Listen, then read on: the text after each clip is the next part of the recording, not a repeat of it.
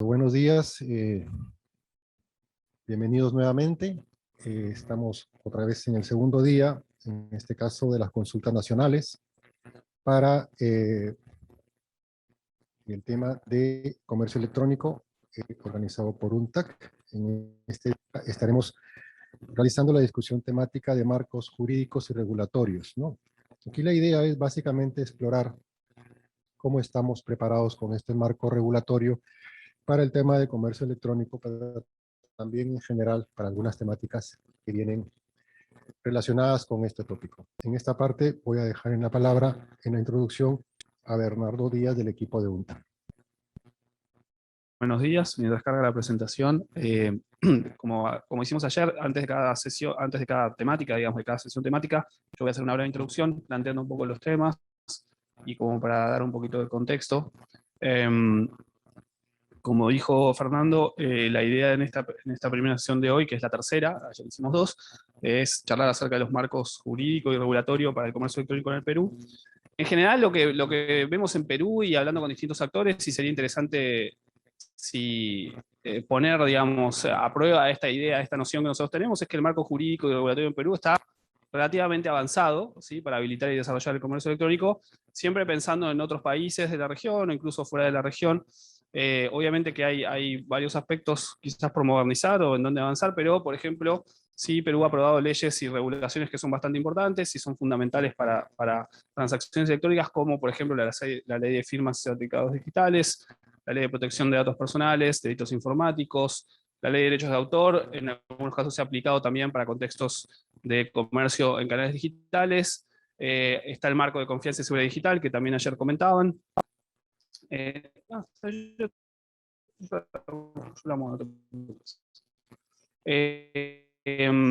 Y también hay diversas iniciativas de reforma regulatoria, más bien recibidas que otras. Pero, por ejemplo, sería interesante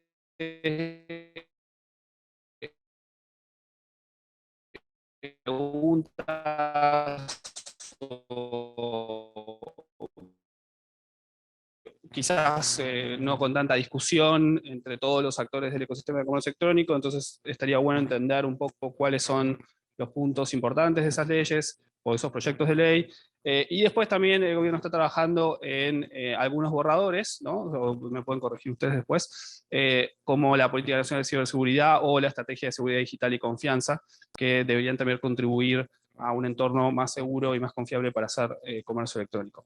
Y después también hay algunos ámbitos de discusión que los nuevos canales digitales plantean y en los cuales no siempre sabemos exactamente para dónde hay que ir o cuáles son las discusiones que hay que dar o, digamos, cuáles son los puntos importantes que hay que regular, como por ejemplo responsabilidad de contenido de Internet. ¿Sí? Perú tiene un tratado de libre comercio con Estados Unidos que entiendo que exige algo de eso. Hay todo el contexto de las plataformas colaborativas, donde Perú también ha tenido discusiones. Está el tema de impuestos a productos digitales, ¿sí? Si el IGB se tiene que aplicar o no, cuándo se aplica, cuándo no se aplica, para qué tipo de productos, parece que eso no está muy claro. Y también hay un tema de autorregulación del sector privado en contextos digitales, que bueno, Helmut mencionaba algo de eso ayer, que también sería interesante escuchar la visión de los que estamos hoy acá y de cómo Perú puede trabajar más con el sector privado para crear estos entornos de autorregulación y que sea un poquito más ágil en un contexto donde la tecnología avanza muy rápido y que entonces a veces crear regulaciones o leyes que le pongan un corset a determinados procesos quizás no es tan conveniente, ¿no? Bien, entonces, ¿cuáles son algunas preocupaciones que nosotros hemos recogido de las últimas semanas de hablar con diferentes personas en el contexto regulatorio? Quizás primero hay una pregunta de si hoy Perú está tratando de regular demasiado, ¿sí?, estos contextos o el comercio en canales digitales, de una manera que quizás pueda asfixiar, ¿sí?, el comercio, pensando otra vez que la tecnología avanza muy rápido y a veces, ¿no?, la regulación avanza mucho más lento. Entonces, ¿cómo podemos tratar de diseñar procesos regulatorios que traten de encontrar un equilibrio, ¿no? Obviamente, sin regulación uno no puede vivir prácticamente, sí, pero con demasiada regulación quizás es más difícil también. Entonces es como encontrar un equilibrio. También hay algunas preguntas o algunas preocupaciones acerca de si las regulaciones que se están discutiendo hoy o los proyectos de ley incorporan o tienen en cuenta algunos compromisos que Perú ha asumido en contextos internacionales como tratados de libre comercio o, por ejemplo, con la Alianza del Pacífico, ¿sí? O con la CAN, entonces es importante tener eso en cuenta. También hay algunas preguntas de si, o alguna duda de si realmente los procesos regulatorios o de reforma o de diseño regulatorio hoy tienen en cuenta a todos los actores del ecosistema de comercio electrónico, sobre todo a los menos representados quizás, o a los que están empezando a crecer, o nuevas actividades que están empezando a crecer, pero no tienen acceso a los canales tradicionales, por ejemplo, de procesos parlamentarios o de regulación que otros actores más establecidos sí tienen. ¿Cómo pueden mejorarse estas discusiones, ¿sí?, de regulación en el Congreso, por ejemplo, donde a diferencia de otros países no hay una comisión de economía digital, y entonces a veces los proyectos caen, no sé, donde se le ocurre, ¿no?, a algún parlamentario, por ahí cae en la Comisión de Economía o en la Comisión de Telecomunicaciones, pero si uno está desde afuera del Congreso y tiene que tratar de monitorear a dónde cae un proyecto que puede ser de injerencia para la actividad que uno realiza, es más difícil, ¿no? Entonces es interesante pensar cómo se puede mejorar eso. También hay algunas preguntas acerca de si la ciudadanía realmente conoce sus derechos y sus obligaciones en términos de economía digital o de sus transacciones en canales digitales. ¿Qué quiero decir con esto? Si algunas leyes realmente se aplican, y si las personas, sobre todo personas que quizás no están tan acostumbradas o no tienen por qué saber que existe una ley de protección de datos personales, realmente saben que cuando hacen una transacción por WhatsApp o por Facebook Marketplace, están manejando los datos de las personas de manera quizás no tan adecuada, ¿sí?, o de manera un poco insegura. Quizás es un poco extremo pensar que todo el mundo tiene que estar al tanto de las regulaciones, pero quizás se pueden encontrar mecanismos de comunicación o de sensibilización donde las personas y las empresas, sobre todo las pymes y las microempresas, entiendan cómo manejarse de manera más segura y más confiable en contextos digitales. Y por último, sí, Perú está en el proceso de adhesión a la OCDE y es importante también tener en cuenta cuáles son los desafíos regulatorios que eso plantea, ¿sí?, cuál es el checklist. Digamos, seguramente todos los que están en la función pública tienen algún checklist acá y es interesante y es bastante relevante discutir cómo se puede avanzar en ese checklist de la manera más rápida y más ágil posible. Así que para terminar, entonces, los puntos que nos gustaría conversar hoy, que están relacionados con estas preguntas, son primero las brechas que ustedes ven o los obstáculos en cuanto a la regulación para el comercio electrónico, ¿sí? Hay mucho, hay áreas sin regular que deberían regularse, el sector privado a veces necesita que lo regulen para tener un marco en donde manejarse, pero quizás no demasiado. ¿Cuáles son los compromisos regulatorios que quizás hay pendientes de implementación en Perú o de reglamentación? ¿Sí? Muchas leyes quedan, ¿sí?, aprobadas, pero sin reglamentarse, y sin reglamentarse las empresas a veces no saben qué tienen que hacer, no está claro. Si las leyes que ya existen en Perú si realmente se adecúan a estándares y buenas prácticas internacionales, si hay conocimiento y cumplimiento de leyes que son importantes, cómo es el proceso de codiseño con el sector privado, y finalmente cuál es la hoja de ruta regulatoria en el marco de adhesión a la OCDE. Así que sin robarles más minutos, Fernando, te devuelvo el micrófono. Gracias, Bernardo, por esta introducción. En esta discusión temática de marcos jurídicos y regulatorios, para este momento tendremos tres partes, ¿no? Primero estaremos viendo el impacto de las leyes relacionadas con el comercio electrónico en el desarrollo empresarial. Y aquí la pregunta que se hace para este segmento es: ¿qué reformas son necesarias para crear un entorno digital propicio? En la primera parte estaremos con una presentación que realiza la Comisión de Naciones Unidas para el Derecho Mercantil Internacional, a cargo de Luca Castellani. En este momento estaremos pasando, por favor, el video respectivo. Gracias. Buenos días, me llamo Luca Castellani y trabajo como oficial jurídico en la Secretaría de la CNUME. Es un placer para mí estar también virtualmente con ustedes y hablar sobre las reformas necesarias para crear un entorno digital propicio. Y en particular, ¿cuál podría ser la contribución de la ley modelo de la CNUME sobre documentos transmisibles electrónicos en ese entorno digital? La CENUDMI o la Comisión de las Naciones Unidas para el Derecho Mercantil Internacional es el principal órgano jurídico de las Naciones Unidas para la armonización y la modernización del derecho mercantil a nivel internacional y también nacional.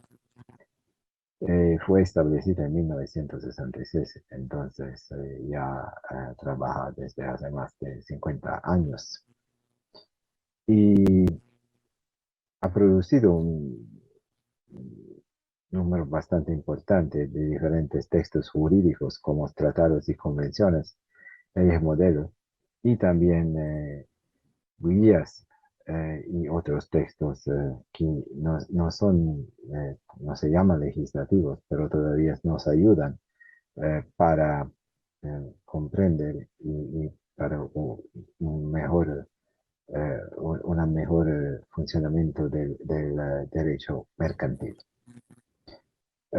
Esos textos fueron adoptados también en Perú, por ejemplo, los textos sobre arbitraje, sobre venta internacional de mercaderías. Y, y el trabajo de la CENUDMI sobre comercio electrónico fue también importante. Aquí vemos los 5 textos, ahora están 5. Hay modelo sobre comercio electrónico, de firmas electrónicas, esta fue adoptada también en Perú. La Convención de las Naciones Unidas sobre la utilización de las comunicaciones electrónicas en los contratos internacionales, la Ley Modelo sobre documentos transmisibles electrónicos y eh, la, la, la última que fue adoptada estos años, la Ley Modelo sobre la utilización y reconocimiento transfronterizo de gestión de la identidad y de los servicios de confianza. Todos los textos de la CENUDMI, la situación actualizada, el material preparado respectivo se encuentran en el sitio de la CENUDMI también en español. Lo que me interesa, bueno, ilustrar en unos minutos ahora para disfrutar de esta oportunidad es la Ley Modelo sobre documentos transmisibles electrónicos. Esa permite la solución de un problema jurídico que existe desde hace bastante tiempo. Por eso la utilización en formato electrónico de algunos documentos que en español de verdad se llaman títulos de crédito. Eso son documentos que permiten la incorporación del derecho a la entrega de mercaderías o también de dinero en un documento en soporte papel. Aquí están algunos, más conocidos quizás en el transporte, es el conocimiento de embarque, pero hay también en operaciones de banco, como los pagarés, los cheques y otros. Son documentos muy importantes en el perfil comercial y también por lo que es el contenido, porque tienen información muy importante y muy completa de la transacción comercial. Y algunos, como el conocimiento de embarque, se disfruta también como garantía de la financiación del comercio, para el crédito documentario.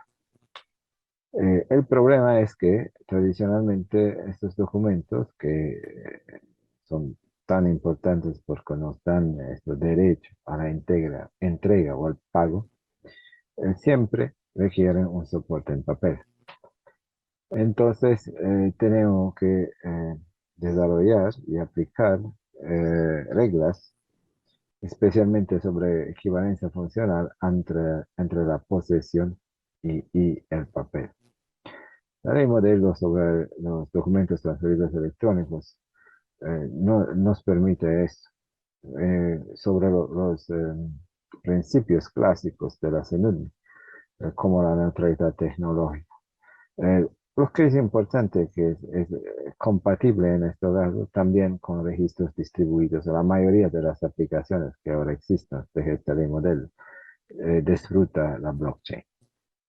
Pero siempre y cuando se respete la neutralidad tecnológica, entonces eso permite eh, la interoperabilidad y los flujos de datos.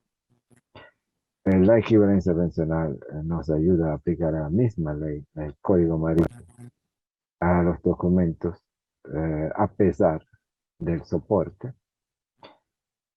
Pero claro que en el entorno digital podemos ir un poco allá y podemos incluir metadatos, podemos incluir, muy importante, la información que procede de los oráculos de la Internet of Things, los contratos automáticos o smart contracts y, por supuesto, se puede siempre cambiar el soporte del documento de papel y electrónico y al revés. Uno de los problemas que tenemos aquí es la prevención de la duplicación de solicitudes, es decir, cómo no se puede escribir un cheque para 2 veces para el mismo pago.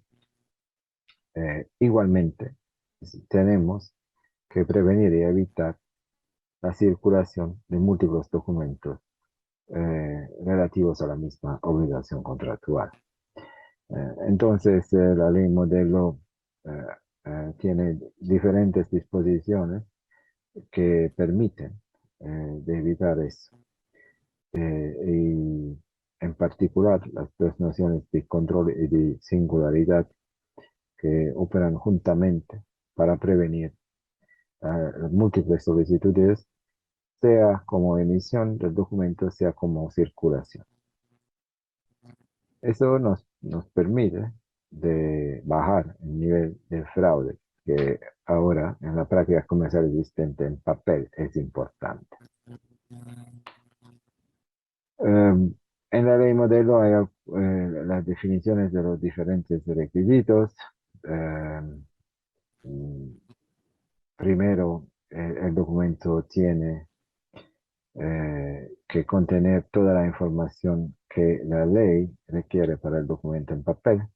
Después se requiere también la utilización de un método fiable para la identificación del documento como documento transferible, es decir, como equivalente al título de crédito, para garantizar pues, ese control, que el documento esté sujeto a control desde la emisión hasta la presentación, la extinción, y después la conservación de la integridad, porque toda la información que refiere a la circulación, a las diferentes interacciones con el documento, sea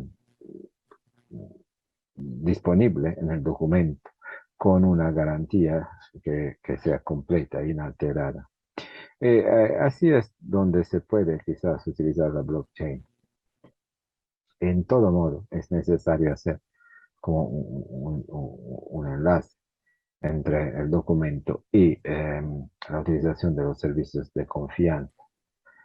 Y especialmente si hay prestadores de servicios acreditados o que pueden ofrecer un nivel de garantía más elevado.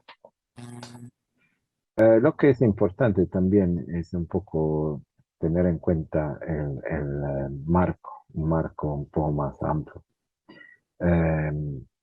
Si como empezamos con la dematerialización también de estos documentos, que son los últimos que no podían todavía ser utilizados en forma electrónica, nos permite de rediseñar todos los procesos comerciales. En realidad no necesitamos más por cada documento en papel, un documento electrónico, porque tenemos una fuente de información, que es el documento transferible electrónico, que puede compartir la información con todos los clientes, con todos los que se han interesado.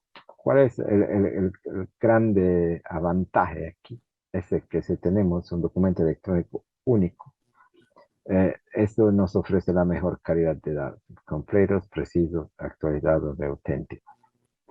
Y entonces ya se tiene un poco esta visión que es como un poco basada en el concepto de data pipeline, la integración de todos los datos de la cadena de suministro en un único flujo. La incorporación de la ley modelo, como todos los casos de derecho uniforme, no permite de lograr bastantes avantajes como uniformidad jurídica, que nos da previsibilidad, mejor gobernanza, menores costos de cumplimiento, por ejemplo, porque no tenemos cada vez hacer el KYC, pero podemos disfrutar elementos de gestión de identidad. Reducción de errores, incoherencia, porque la información es siempre la misma, ya es el nivel mejor de calidad de los datos. Si se hace como se puede hacer, nos ayuda contra el fraude. Y también ya la ley modelo está pensada en las operaciones transfronterizas que son fundamentales, por ejemplo, para el conocimiento de embarque. Aquí me gustaría subrayar que Perú ya hizo algo muy importante por la respuesta a la pandemia en el marco del derecho marítimo, porque ya estaban las reglas de Haya en vigor en Perú. Perú renunció a eso y adoptó las reglas de Hamburgo, que son más modernas y que nos permiten ya, y son también un texto de la CELUM, y nos permiten ya de pensar en el conocimiento de embarque electrónico. Pero necesitamos un poco más.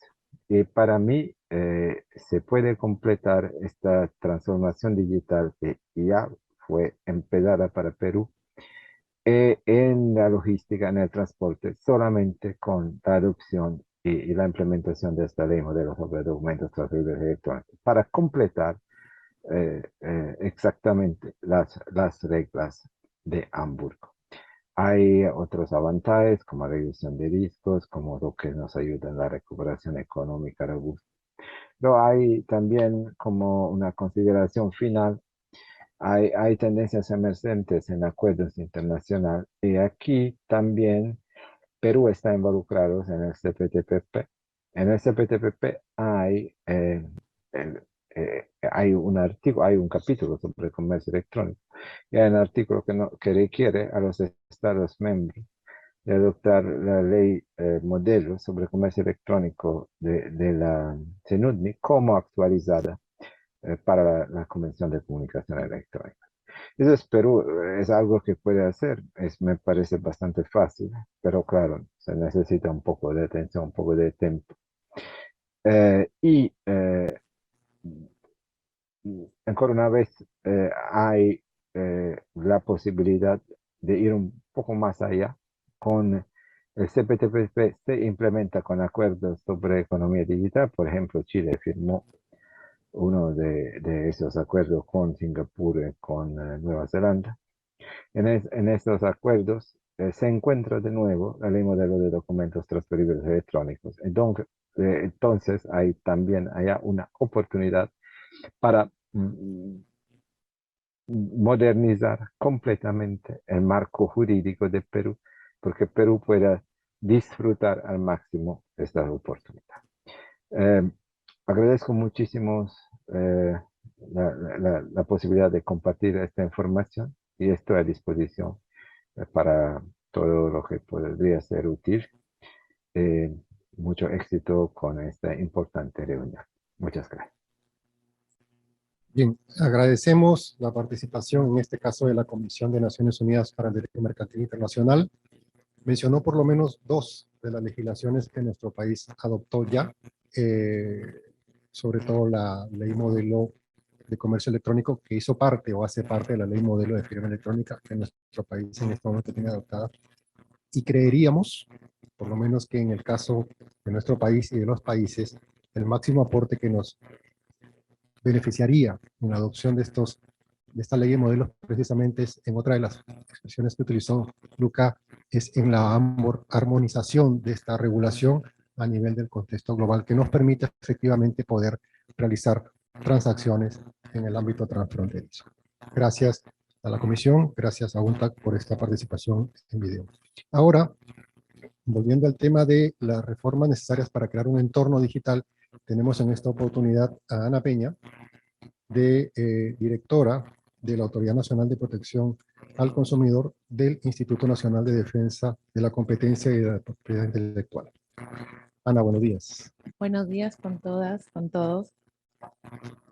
Qué bueno que estemos aquí reunidos hablando de este tema, que de hecho es una preocupación para el INDECOPI en el rol que tenemos de Autoridad Nacional de Protección del Consumidor, porque sí es un tema que representa muchos conflictos.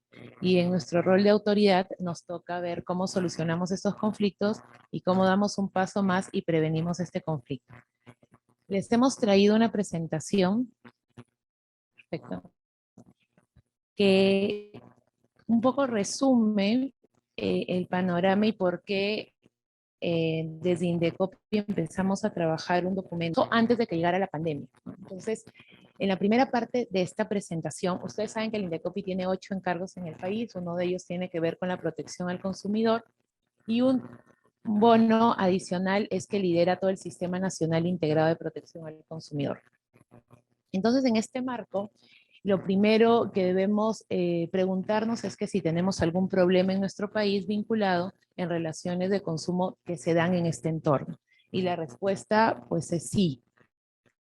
Esto lo hemos visto y lo captamos a través del Centro Especial de Monitoreo, que es una actividad que iniciamos y arrancó a raíz de pandemia, porque necesitamos escuchar los problemas, las preocupaciones de la ciudadanía. De hecho, hemos escuchado a más de 400,000 personas que nos han dado algún dato sobre cómo se sienten, qué les preocupa. No todo tiene que ver con incumplimientos normativos y nos han permitido actuar.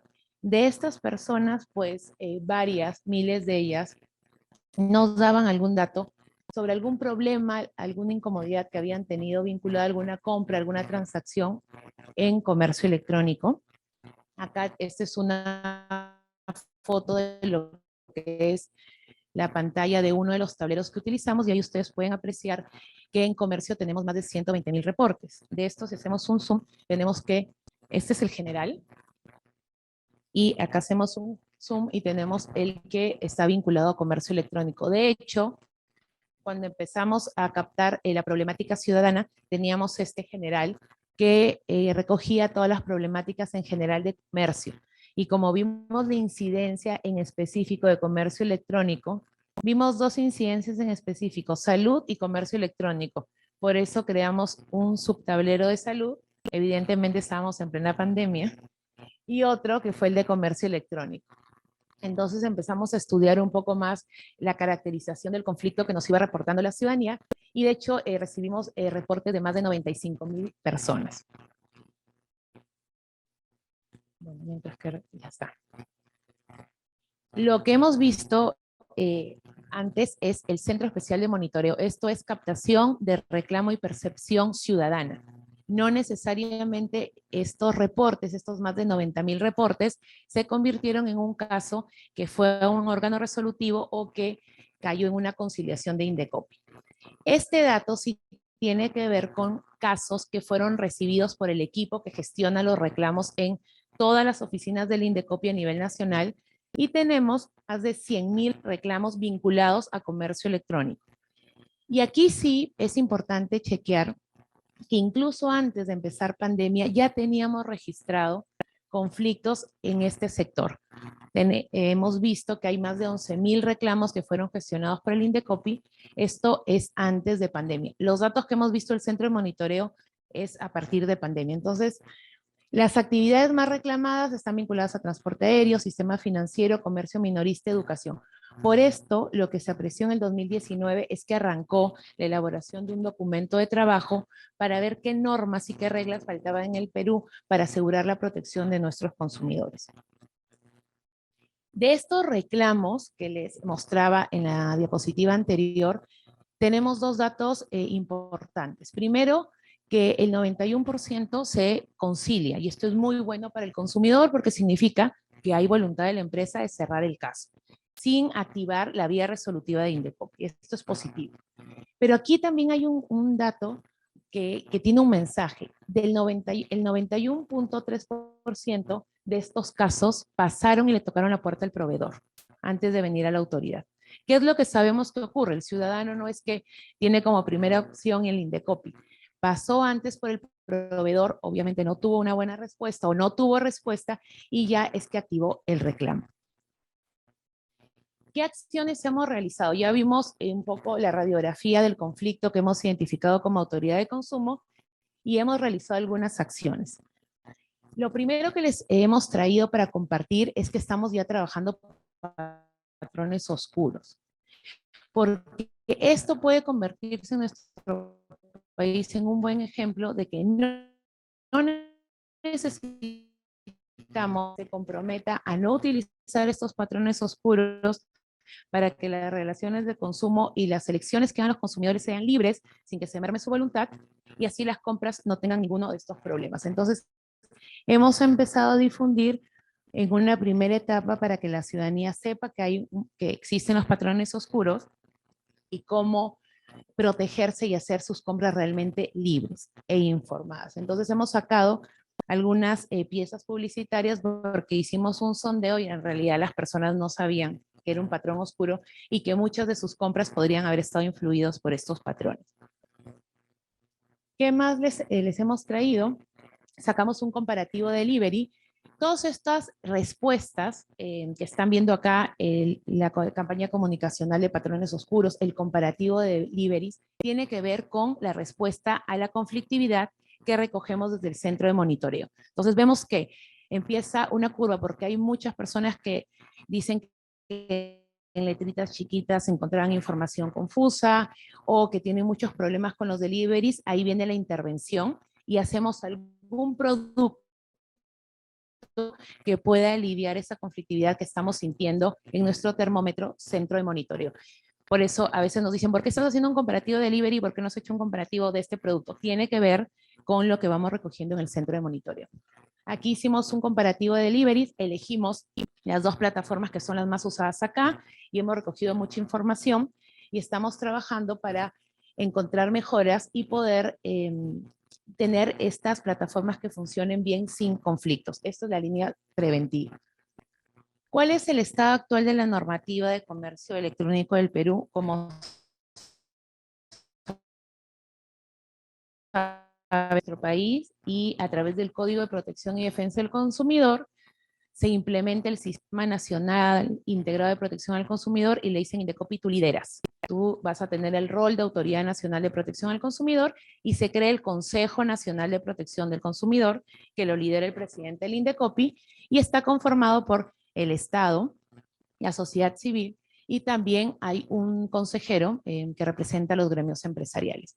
Como parte del Consejo Nacional de Protección al Consumidor se trabaja la Política Nacional de Protección y Defensa del Consumidor. Actualmente tenemos una política vigente en el Perú. Lo que estamos viendo ahorita en pantalla es la política que está trabajando y está revisando el CEPLAN. Es una nueva política que estamos trabajando, que ya la trabajamos, ya salió del Indecopi, ya la entregamos a PCM y está siendo revisada por CEPLAN. Esta política tiene nuevos enfoques y un objetivo prioritario que hemos establecido en esta política es implementar mejoras regulatorias en la protección del consumidor en comercio electrónico. Entonces, esperamos que esta política también ayude a la ciudadanía a tener la misma protección que tienen las relaciones de consumo convencionales. Empecé con la política porque, como les comentamos, esto es lo primero que se aprueba a nivel de consejo y luego ya va decantando en otros instrumentos como es el Plan Nacional de Protección al Consumidor. Como saben, también existe el Código de Protección y Defensa del Consumidor. ¿Esto qué significa? Que si actualmente una persona presenta una denuncia en Indecopi, los órganos resolutivos de la Indecopi, que tenemos los sumarísimos, tenemos las comisiones y una sala, va a resolver con los instrumentos jurídicos que tienen el código. Resuelve con el artículo 19, que es idoneidad. Ya sabemos que tiene una categoría abierta y se le va dando contenido. También tenemos información y el 48 y 49 de cláusulas abusivas. Si hacemos una revisión por las resoluciones que se han dado a nivel nacional, vamos a encontrar que estos son los artículos que vienen siendo desarrollados por los órganos resolutivos.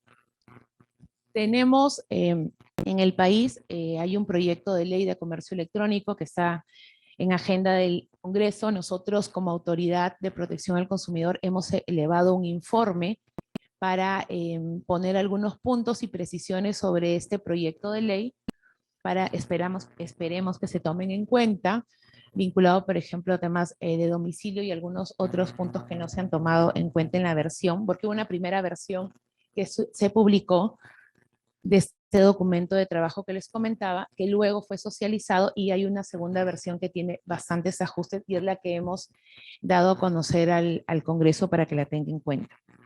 Otro tema muy importante también es que en el 2019 el sistema, no el Indecopi, el Sistema Nacional de Protección al Consumidor se sometió al peer review y ahí tenemos varias recomendaciones que están en proceso de levantarse y de ajustarse. Y una de estas recomendaciones tiene que ver con que en nuestro sistema, en el Perú, se debe contribuir con el fortalecimiento de la confianza y el bienestar de los consumidores en los mercados digitales. Esto todavía no tiene el check verde porque implica examinar la legislación, y ahí les estábamos compartiendo, examinar la legislación para adaptarla a las necesidades del comercio electrónico a la luz de las directrices de Naciones Unidas. Esto también está en proceso de revisión para poder levantar esta recomendación que nos dejó el peer review de UNTAC en el 2019. Y ahora estamos trabajando, de hecho, en la dirección de la Autoridad Nacional de Protección al Consumidor nos han encargado que lideremos todo el lado de protección al consumidor para revisar los instrumentos jurídicos de OCDE. Tenemos 13 instrumentos jurídicos que estamos revisando para ver en cuáles ya está implementado en el Perú y cuáles nos toca implementar. Y como saben, hay 6 instrumentos que están vinculados al comercio electrónico y que los estamos estudiando para ver qué nos falta para poder cumplir con la hoja de ruta. ¿Cuáles son los principales retos? Porque esta tarea no ha concluido, tanto ni peer review ni de OCDE, es revisar la legislación, poderla adecuar con una sola finalidad: asegurar que la ciudadanía, que los consumidores tengan la misma. Muchísimas gracias.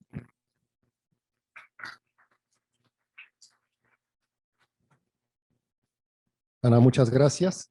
Nos ha traído una visión interesante del tema de protección al consumidor, con las acciones que viene realizando en este caso Indecopi, y también esa mirada que debemos tener también de la regulación que nos decía Bernardo en la introducción, que era justamente ese equilibrio precisamente entre tener una regulación y poder también permitir el desarrollo del comercio a través de empresas relacionadas. A continuación, tendremos a la jefa de Asuntos Regulatorios de la Sociedad de Comercio Exterior del Perú, Comex Perú, Brenda Sparrock. Por favor, le invitamos para que nos comenten este panel esta parte de las reformas necesarias para crear un entorno digital propicio desde la mirada de Comex Perú. Muchísimas gracias por la convocatoria. Primero, ante todo, felicitar y agradecer a los organizadores por esta iniciativa de consulta nacional, por darle el interés que se necesita y prioridad al comercio electrónico en nuestro país, ya que, dadas las circunstancias y las lecciones aprendidas por la pandemia, es innegable que el comercio electrónico tiene que garantizarse, ¿no?, para poder avanzar en lo que es la recuperación y la reactivación económica, ¿no? Habiendo dicho esto, también agradecer, porque en espacios como este se genera el diálogo entre el sector privado y entre el sector público. Y también algo que me parece muy interesante es que también puedan convivir aquí el propio sector público, ¿no? Sería el escenario ideal que para la regulación, que es el tema que vamos a tratar, por ejemplo, estuvieran alineados el Indecopi y la Secretaría de Gobierno y Transformación Digital, ¿no? Porque, claro, de un lado es importante velar por el consumidor y, por otro lado, defender también todo lo que es las aspiraciones y los retos de la digitalización como motor de la economía, ¿no?, para la innovación y para el futuro del país.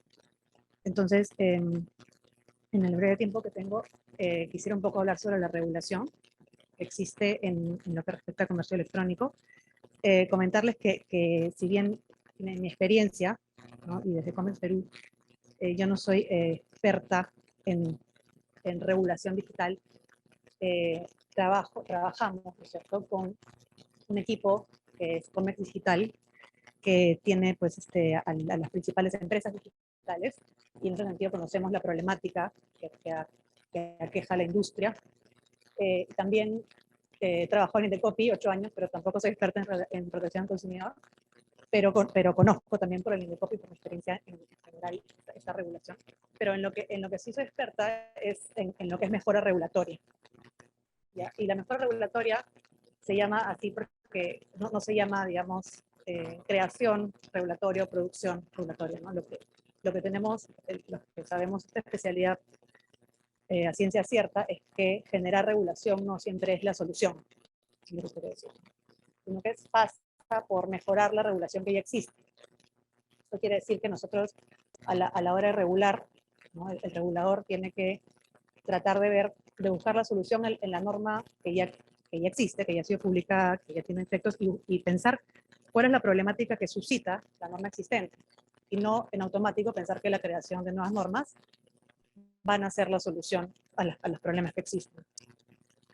Y esto también pasa por entender digamos, que la producción de leyes, en general el derecho, sirven para ordenarnos a nosotros como sociedad, y no que nosotros como sociedad tenemos que encajar en las leyes que ya existen, y por ende entrar a categorías jurídicas que ya existen, ¿no? Pareciera que con todo esto de la tecnología, no solamente por el tema de comercio electrónico, sino en general toda la regulación que tiene que ver con tecnología, como es algo novedoso, hay como un temor, ¿no? Un temor a, digamos, a que se van a presentar abusos por parte de las empresas, a que va a haber un caos, un desorden. Y esto no necesariamente es así. Entonces, ¿qué pasa? Por ejemplo, que con las figuras que ya existen, la norma de protección al consumidor del Código de Consumo habla de proveedores, por ejemplo. Entonces, hay como esa necesidad de encajar, tal vez, al intermediario, que es la plataforma digital para el comercio electrónico, en esta definición de proveedor, sí, ¿no es cierto? Sino que el intermediario puede ser como es un facilitador, un punto de contacto entre proveedores y consumidores. Entonces, esto no es lo mismo que decir que se trata de un proveedor. Sin embargo, en la propuesta legislativa que existe ahorita y que está en el Pleno del Congreso, se quiere equiparar esta definición, ¿no? ¿Y cuál es el problema? Lógicamente, pues que la consecuencia es la responsabilidad que se va a ocasionar para el intermediario, en este caso, si se le considera como proveedor, porque se va a ser responsable de la idoneidad del producto y del servicio que ofrece, cuando ello va a ser un total desincentivo, considerando además que en el Perú las MIPES, las empresas, pequeñas y medianas empresas, son el 90% del Perú. Entonces, si lo que queremos es digitalizar, si lo que queremos es fomentar el comercio electrónico porque entendemos que ha generado muchos beneficios, especialmente para las pequeñas y medianas empresas, entonces, si ellos tienen, digamos, quieren innovar y ser un marketplace, lo que se va a generar es el efecto contrario, ¿no? Porque nadie va a querer ser responsable de los productos que se ofrezcan en la plataforma. Entonces, este desincentivo es algo que definitivamente no queremos y no buscamos, y que la norma no debería buscar, ¿no? Por otro lado, bueno, siempre igual, evidentemente, de acuerdo con la exposición de Ana, ¿no? Que sí, que sin duda hay problemas que se tienen que solucionar. Ya sabemos que hubo un crecimiento exorbitante desde el año 2020, que los reclamos efectuados han crecido también, pero igual debería siempre analizarse, considero, primero cuál es la forma más efectiva para sancionar estos casos, ¿no? Y para ello hay que recurrir a la regulación vigente. Y si en todo caso se quiere regular o proponer una regulación, lo que también es importante es que se contemple los efectos para todas las partes involucradas, ¿no? Porque en el e-commerce definitivamente el consumidor es muy importante, es la base y el pilar, además de la sociedad, no solamente el e-commerce, el consumidor siempre es lo más importante, pero tenemos otros actores involucrados en los cuales se deben considerar, digamos, para regular, ¿no? Y bueno, y además para no generar esto que les decía, de forzar esquemas o estructuras regulatorias que ya podrían resultar desfasadas, ¿no? digamos, si los encajamos en las regulaciones que ya existen, porque justamente todo este tema tecnológico requiere de mayor creatividad y requiere de una evolución por parte del legislador, no de ceñirnos a lo que ya existe, sino de, en todo caso, crear y contemplar las medidas no regulatorias como posible solución, ¿no? Por ejemplo, para términos de seguridad, ¿no? ¿Qué más importante nosotros como consumidores, que también lo somos, de ver los reviews, ¿no? Cuando queremos comprar en un marketplace o queremos consumir algo por internet, siempre un consumidor, digamos, razonable va a buscar que el local sea seguro en función a el puntaje que tiene, ¿cierto? Que no está considerado. Entonces, eso al final termina siendo mucho más seguro, reduces costos de transacción, reduces asimetría de información y cumples con la finalidad mucho más que lo que una regulación te pueda dar. Entonces hay que entender que ya estos mecanismos vienen muy evolucionados, que no siempre necesariamente implican regulación y que son más efectivos, son más eficientes para todos, incluso para el propio consumidor.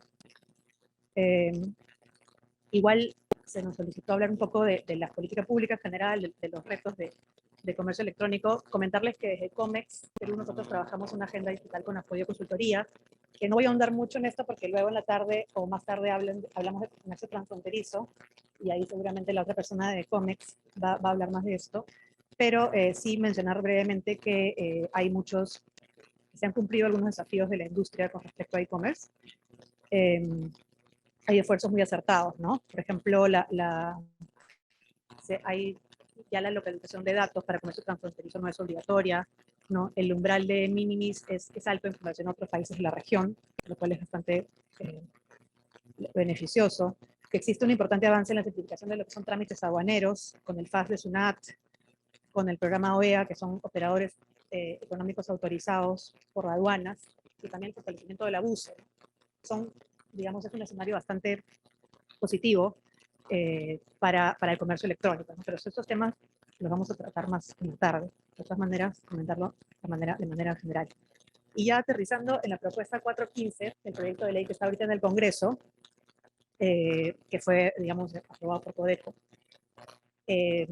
comentarles también de nuevo, desde mi perspectiva de mejora regulatoria. ¿Qué es básico para la mejora regulatoria? Que pasar por un trabajo articulado, ¿no es cierto? Entonces, las intervenciones del sector público van a tener un mayor impacto, van a ser mejor diseñadas si participa el sector privado y la sociedad civil. Entonces, en este caso, la recomendación sería que el gobierno siempre tome en cuenta y aproveche estas oportunidades de articulación con el sector privado, ¿no? Y, por sobre todas las cosas, también considerar las opiniones del propio sector público, es decir, cómo la norma podría salir sin la opinión y la validación de la Secretaría de Transformación Digital, que es experta en digitalización, o el MEF o la SUNAT, cuando estamos hablando de una norma que tiene tanto impacto económico para el país, ¿no? Cuando las ventas, por ejemplo, en lo que es e-commerce, han ascendido a 6.4 millones de dólares solamente en el año 2020. ¿Cómo podríamos tener una regulación que no pase con la opinión favorable del MEF, que no pase por la opinión favorable del experto en transformación digital, ¿no? En este caso, lamentablemente eso no ha ocurrido, ¿no? Para los que no lo saben, les comento, ¿no? El proyecto del congresista Luna Gálvez recogió un documento de trabajo del Indecopi en su momento, pero luego el propio Indecopi se juntó con la sociedad civil, con la academia, con el sector privado y recogieron comentarios para mejorar este proyecto. Sin embargo, esto no ha sido recogido en el Congreso. El proyecto original es el que está en el Congreso y esto presenta muchísimos riesgos, ¿no? Entonces, es un proyecto ya que desde la mejora regulatoria está errado desde su génesis porque no tiene el aporte del privado. Simplemente está con la visión del sector público y esto representa un problema inicial.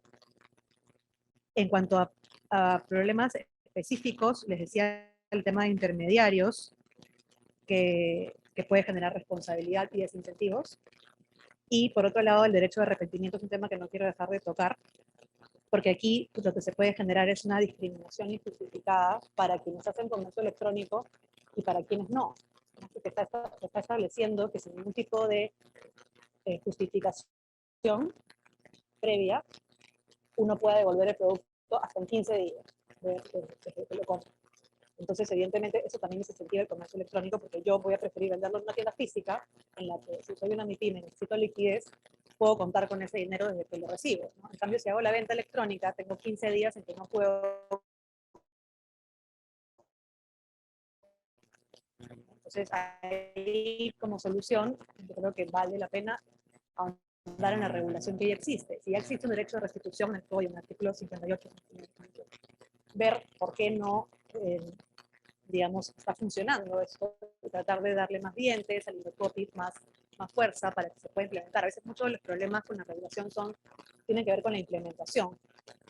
Ya eso también está ocurriendo, para mencionarlo brevemente, por ejemplo, con un proyecto que ahorita se está proponiendo para que ya no hayan, para esto de las llamadas anti-spam, que son tan molestas para completar ventas electrónicas o telefónicas, se está pidiendo que ya no exista esta posibilidad de que te llamen y te digan, ¿me puedes atender la llamada para completar la venta o la conversación? Sino que ahora el consumidor tiene que autorizar previamente para que lo puedan llamar, para que le puedan ofrecer un producto vía telefónica o vía correo electrónico. Entonces, ¿por qué llegamos a ese extremo? O sea, ¿por qué no buscamos, digamos, en la normativa que ya existe, por qué no venir funcionando el gracias mensista, el por favor mensista del Indecopi, y tal vez fortalecerlo, pero de ninguna manera proponer una regulación que desconozca o dé la espalda al sector privado, que se puede ver perjudicado? No hay industrias que se pueden ver muy perjudicadas si ya no tienen el sistema de ventas. No, digamos, llegar a extremos que pueden ser dañinos y bajo ningún concepto no tomar en cuenta la participación de todos los involucrados, ¿no? Finalmente, el tema de presencia local, que también mencionaba Ana, puede llegar a ser un incumplimiento de tratados internacionales, ¿no? Y evidentemente eso está creado para las empresas que tienen de comercio transfronterizo, que tienen su local, que radican fuera. Evidentemente esto puede generar, digamos, incumplimientos a tratados internacionales, ¿no? Bueno, finalmente, ya para cerrar, lo que les decía, ¿no? Tenemos nuevos modelos de negocio, sistemas súper innovadores, súper exitosos, como es el comercio electrónico, y lo que tenemos que tratar de ver es que no se genere esta ansiedad por regular lo desconocido, sino que, porque esto no siempre va a ser la solución a los problemas, ¿no? Sino que tenemos que tratar de partir de la regulación que ya existe y ver por qué está fallando, y así vamos a poder atacar el problema de manera mucho más directa y más efectiva para el ciudadano. Eso es casi.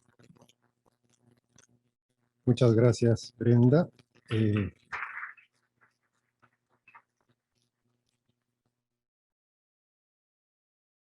Gracias. Nos quedamos en esta parte del segmento con esas ideas, el punto de encuentro para poder hacer una ruta de mínimos por lo menos, y también de los roles tanto que tiene que tener el ámbito público como privado en este momento, pensando no solamente en la regulación, incluso en la regulación nacional, sino también de cara al comercio transfronterizo. Vamos a pasar a otra parte del segmento, no sin antes recordar, por favor, tienen en su mesa los QR para que puedan realizar las encuestas, por favor, a quienes no lo han hecho, les pide que puedan realizar la encuesta desde su perspectiva para poder completar este sistema justamente de encuestas. Y también, por otro lado, solicitar si ya pueden ir preparando las preguntas para esta parte de estos segmentos que estamos tratando ahora, que las haremos precisamente al final de esta etapa. Ahora en este punto vamos a tratar el rol de las normas de privacidad y datos en el desarrollo del comercio electrónico. Ahora tendremos con nosotros a Olga Escudero Vilchis. Ante todo, agradecer muchísimo por la organización de este tipo de espacios, ¿no? En el que permitan tanto a la entidad privada como a las entidades públicas discutir estos temas que son súper importantes para el desarrollo, ¿no? del comercio, la reactivación de la economía, y también que esto vaya en concordancia con el respeto de los derechos de las personas, ¿no? Como ya se ha hablado, nos encontramos inmersos en una sociedad digital, ¿no? Caracterizada por la gran cantidad de información que existe de todas las personas. Todos los que estamos conectados estamos generando a cada instante información que está siendo recopilada, almacenada y tratada.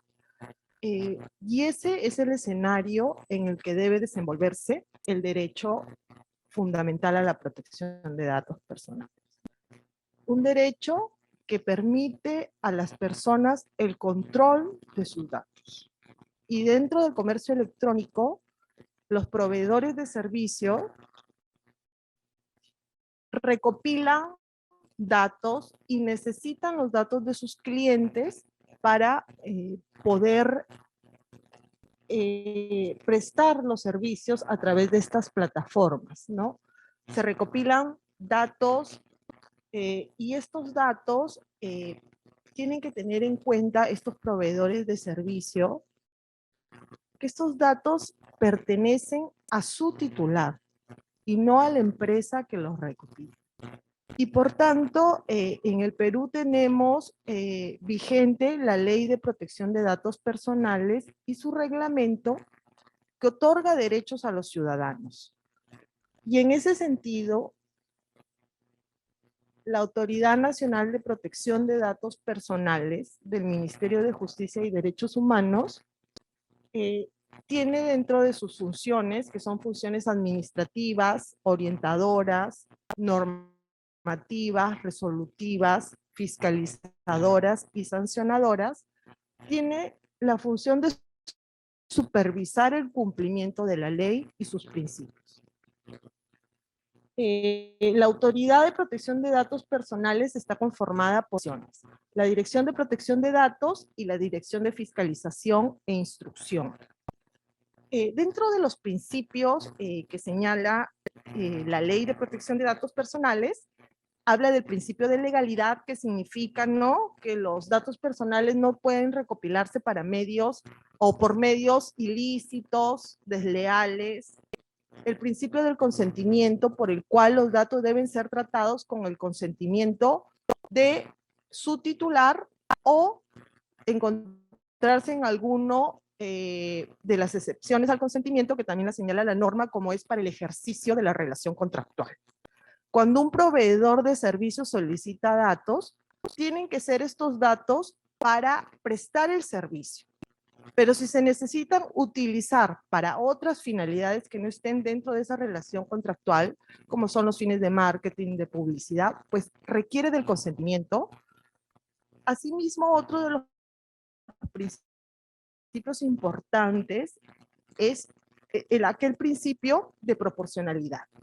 Que los datos que se vayan a solicitar tienen que ser datos que son necesarios para prestar el servicio. También tenemos el principio de seguridad en la ley, por el cual deben de tenerse medidas técnicas y organizativas para evitar que el cual las bases de datos tienen que contener datos que sean veraces, actualizados y en la medida de lo posible que sean fidedignos respecto a su titular.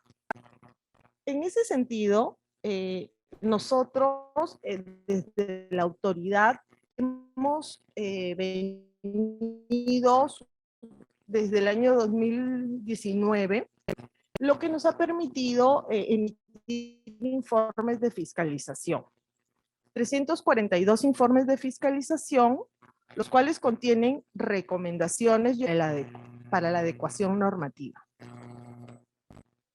Dentro de estas observaciones que hemos venido haciendo a estos sitios web, hemos verificado que muchos no tienen políticas de privacidad.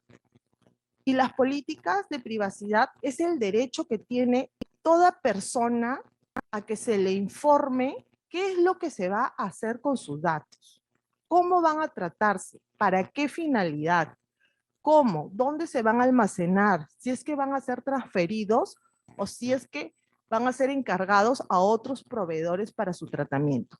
Todo eso se debe de incluir en el documento de política de privacidad. Y nosotros, desde la autoridad, para mejorar la elaboración de estos textos de políticas de privacidad, hemos elaborado una guía en la que se señala cómo es que se debe realizar la política de privacidad para colocarla en el sitio web. También hemos visto de que en muchos sitios web se indica de que se van a utilizar los datos con fines publicitarios, comerciales, pero no se solicita el consentimiento de la persona. No se habilita una casilla para permitirle a la persona decidir si es que quiere o no otorgar su consentimiento para estas finalidades, ¿no?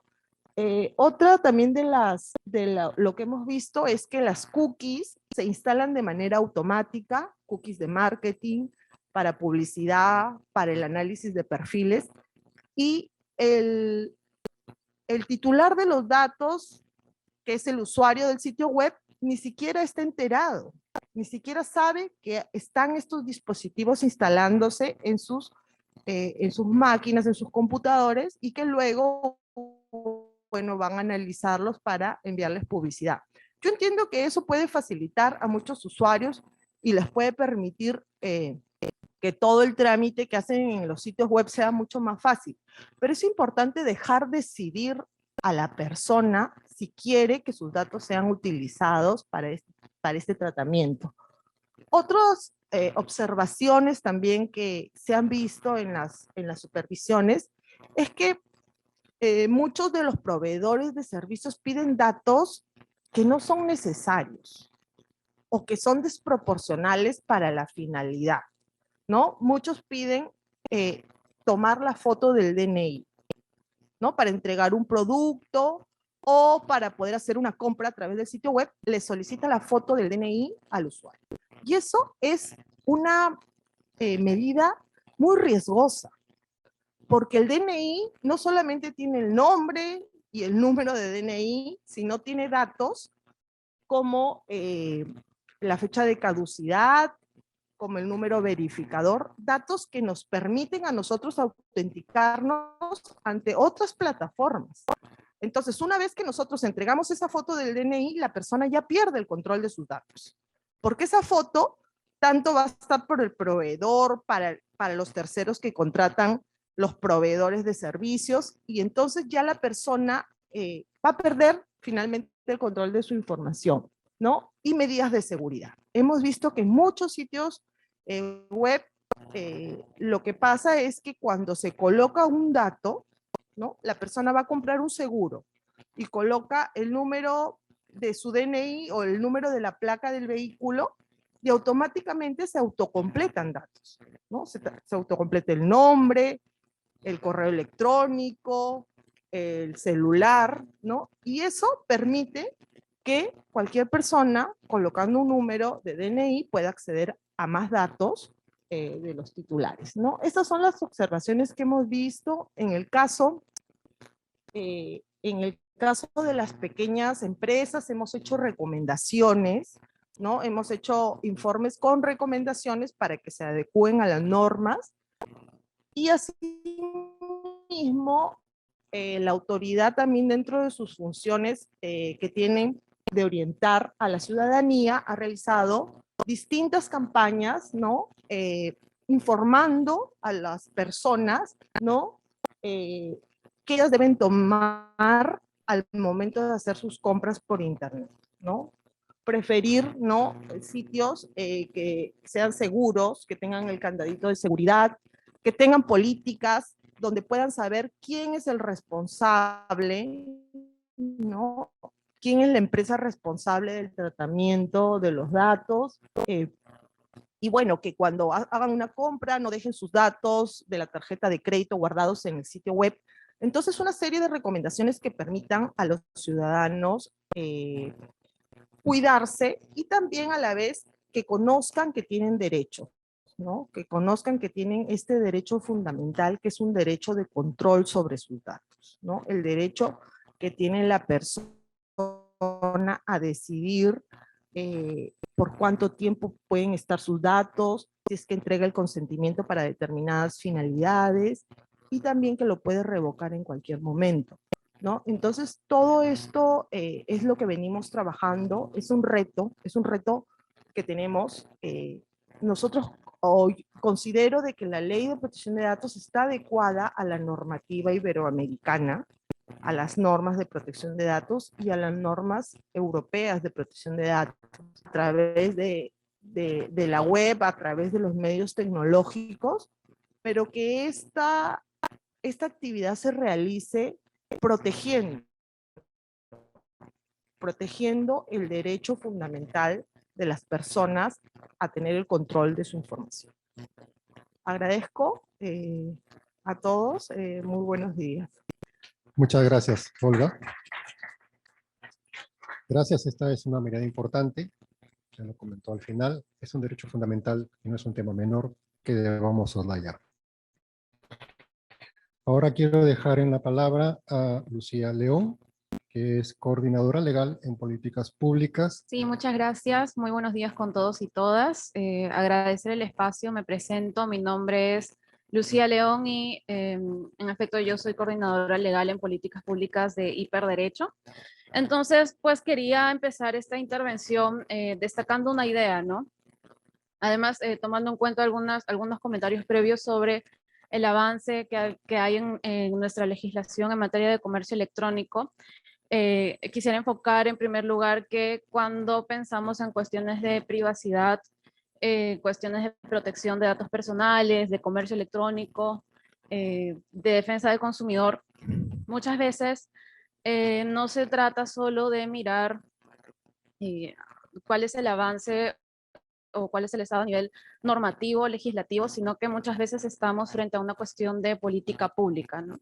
En ese sentido, saludo muchísimo el espacio porque permite que los distintos actores involucrados, tanto del sector privado, público y sociedad civil, puedan dar sus aportes respecto a los diagnósticos, apreciaciones que tengan sobre los niveles de implementación, porque muchas veces el problema está a nivel de brechas de implementación antes que a nivel regulatorio, ¿no? Entonces, frente a este tema de privacidad y comercio electrónico, diría que el reto que dirige toda esta conversación es, como casi todos los retos en derecho, un reto de balances, ¿no? Tenemos un desafío que es, por un lado, propiciar o promover el crecimiento del comercio electrónico, pero por otro lado, lograr la mayor protección de la información y de los datos personales de la ciudadanía, ¿no? En ese sentido, frente a ello es importante tener una mirada centrada no únicamente en los proveedores, sino también en los consumidores, es decir, en la demanda, ¿no? Pensar en cómo dar a los consumidores no solo un nivel amplio de protección, sino también las herramientas con las que puedan contar o formación en competencias y capacidades digitales en temas de privacidad, comercio electrónico y demás. Nos hicieron llegar una suerte de preguntas guía que yo he querido estructurar respecto a cómo estamos, ¿no? ¿Cuál es más o menos la situación actual en temas de privacidad y comercio electrónico?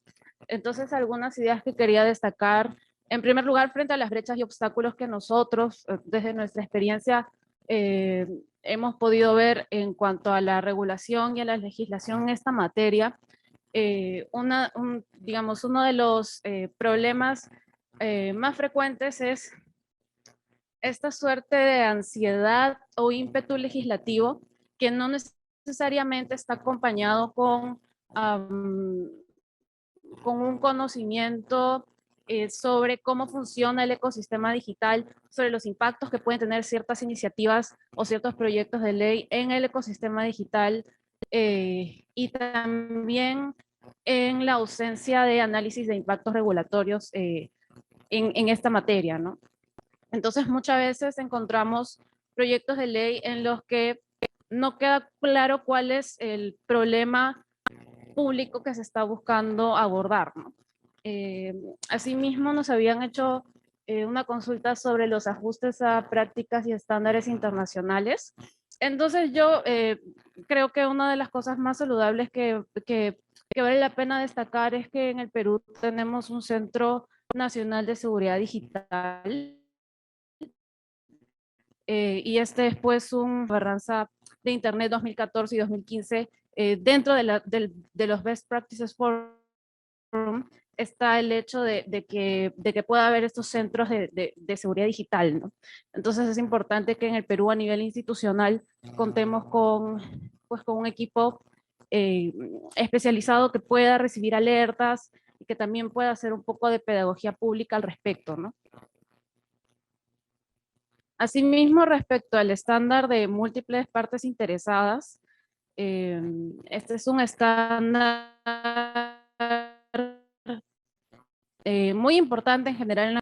Por ejemplo, creo que es importante el ejercicio que se viene haciendo hace algunos años en Perú respecto al Foro de Gobernanza de Internet Perú, que busca reunir a los distintos stakeholders y de hecho, pensando nada más en el año pasado, que se tuvo una mesa, un eje particular para conversar sobre comercio electrónico y otro eje también para conversar sobre privacidad y datos personales, ¿no? Asimismo, respecto al fomento a la educación y sensibilización de usuarios, pues sin duda que debe haber muchos estándares sobre la importancia de la alfabetización digital y la construcción de competencias.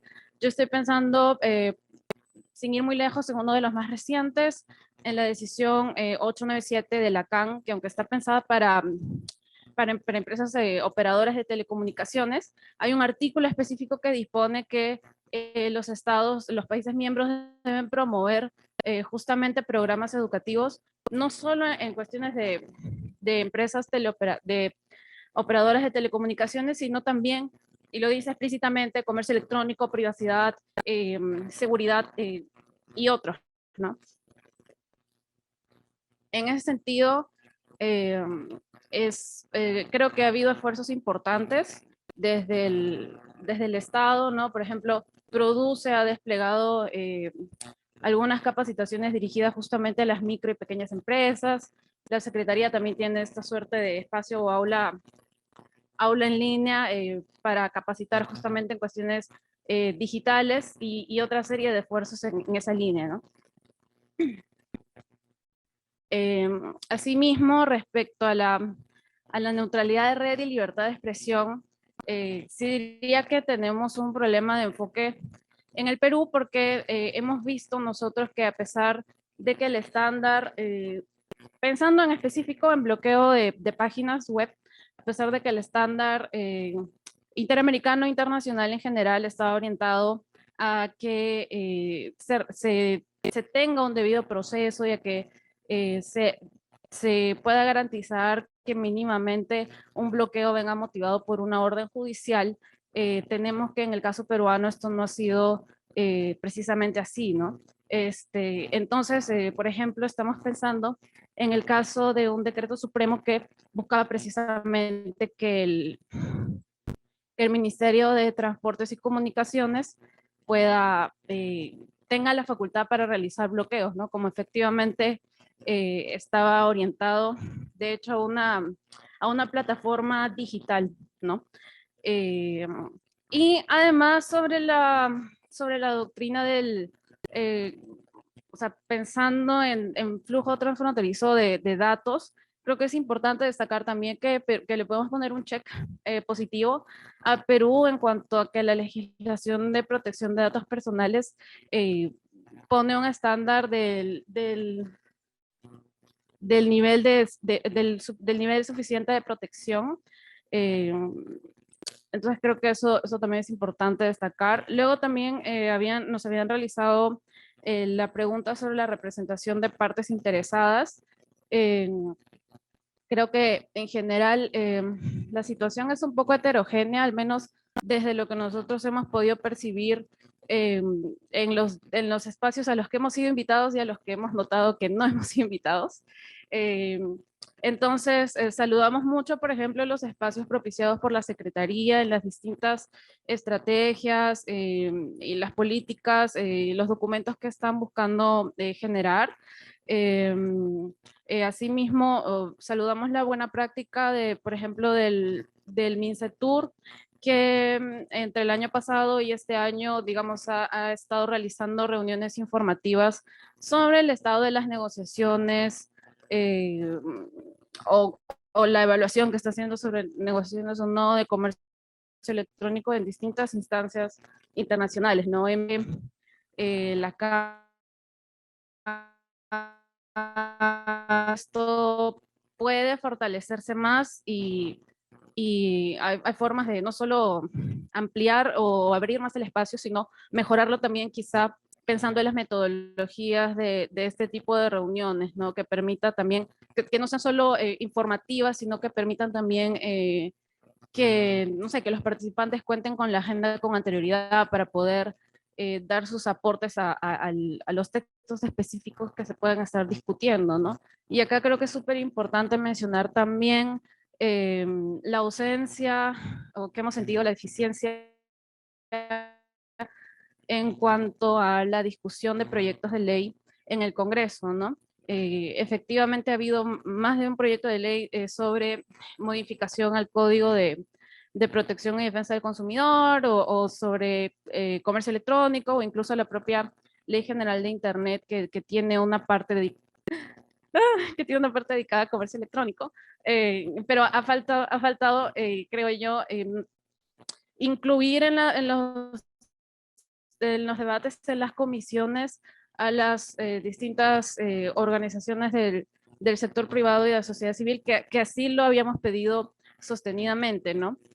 Sobre el grado de conocimiento y cumplimiento, me aventuro a decir que en realidad es bajo, sobre todo si pensamos en las micro y pequeñas empresas, pero también si pensamos en la ciudadanía, si bien es cierto, hay un conocimiento sobre quizá cuestiones básicas de consentimiento y de finalidad al recoger los datos, hay algunas cosas en las que creo que podemos seguir trabajando para fortalecer capacidades como, por ejemplo, en que la ciudadanía conozca sobre las solicitudes ARCO o ver el nivel de cumplimiento en el Registro Nacional de Protección de Datos Personales. Y sobre la confianza de los consumidores, pues tenemos un problema grave ahí porque cada vez hay más casos de cuentas bancarias, ¿no? Entonces, en la confianza para luego utilizar o ser parte del comercio electrónico, ¿no?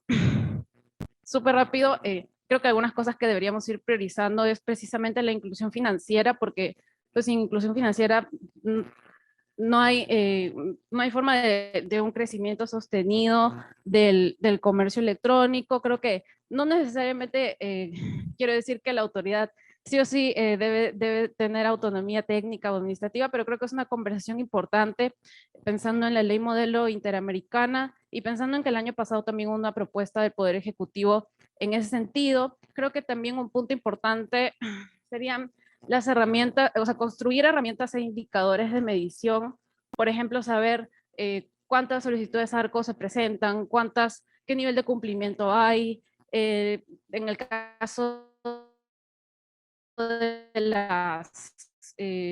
las empresas de comercio de datos personales, etcétera. Sé que ya me volé del tiempo. Muchas gracias. Gracias, Lucía. Muy amable.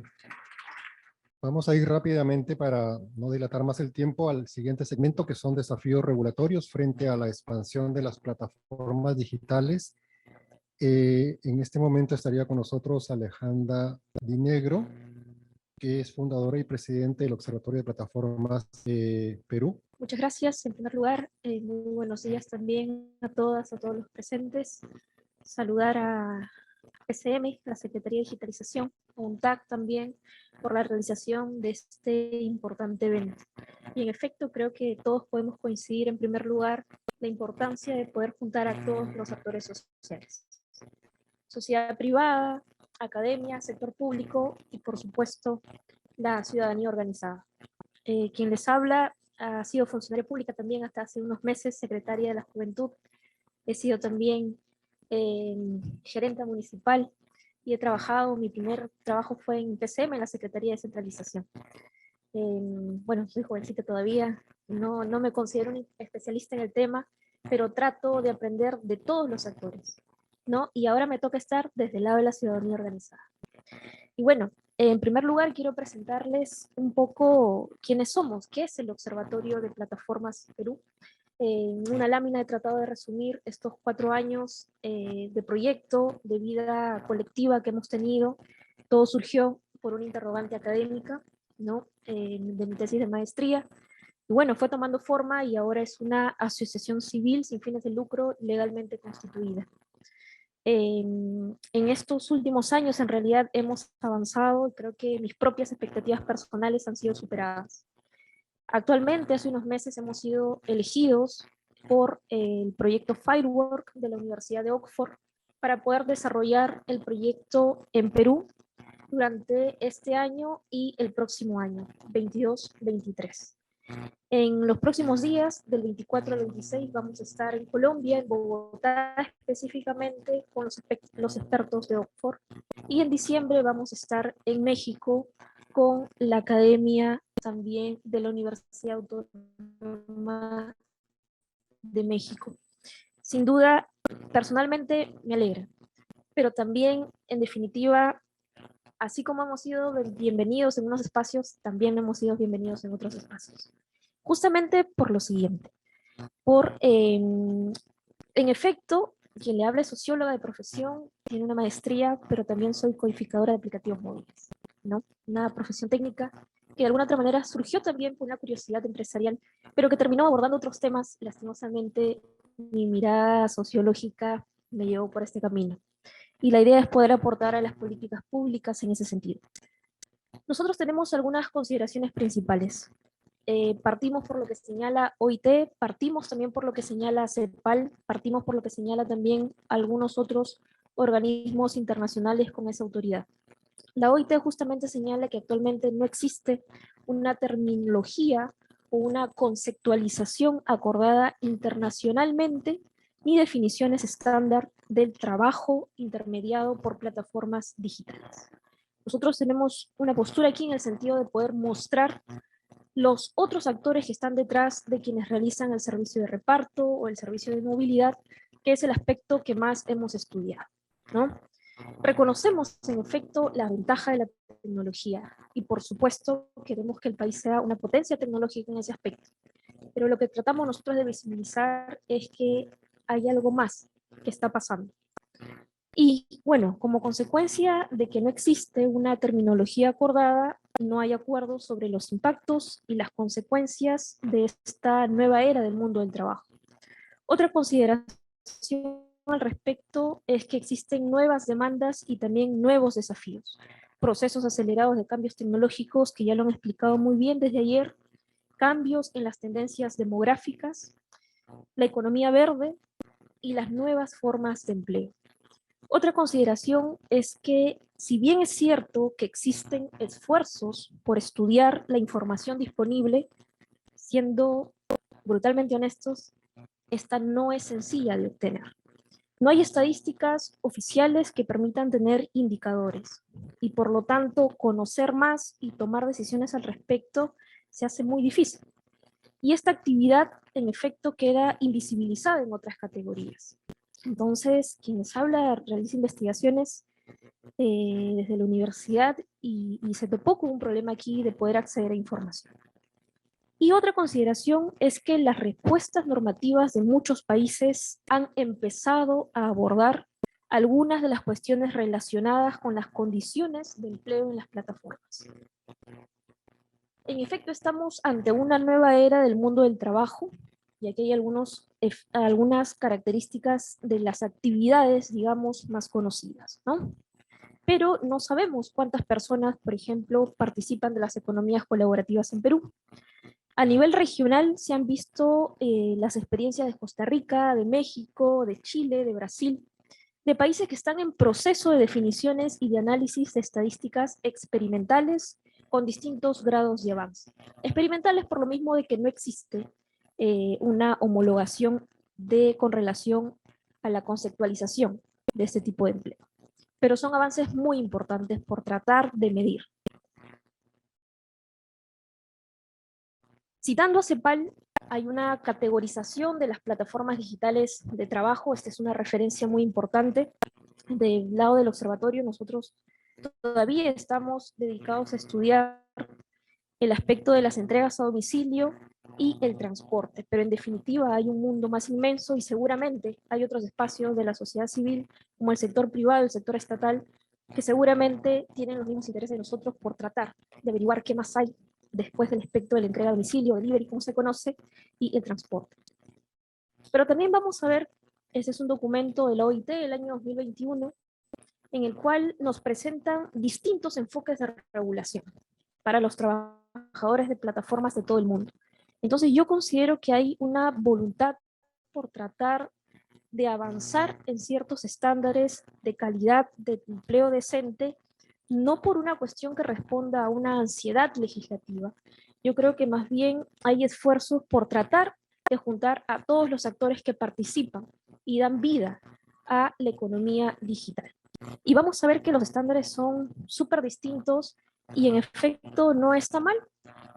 Creo yo más bien que la ausencia de una regulación no debería ser el punto final de un problema. Para nosotros es más bien el punto de inicio, de abordaje, y lo vemos como una ventana de oportunidad muy importante. Pero nos detenemos, por ejemplo, en esto, ¿no? Que creo yo que es importante no guardarlo bajo la alfombra. ¿Qué sucede o qué se hace cuando algo sale mal?